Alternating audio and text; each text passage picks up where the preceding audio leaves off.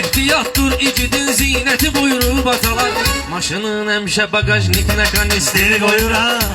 Bəlkə mən düzələmirəm, sənə bu qədər bağlanıram. Ayağımı qoyan yerə ləli cəvahir qoyuram. Mən buna qəm etmirəm, çatmasın heç sözüm sizə. Sözü dərk eyləyənin qəlbinə təsir qoyuram. Sən gedəndən ürəyin qapısını yar bağlamışam.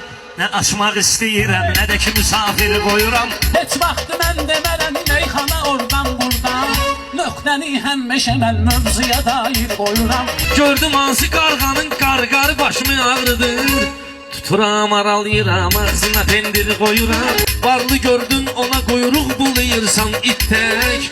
Mən sənin adını düz eləyib Hacı Şakir qoyuram. Qoy yazım ismimi mən gedərsən ondan sonra.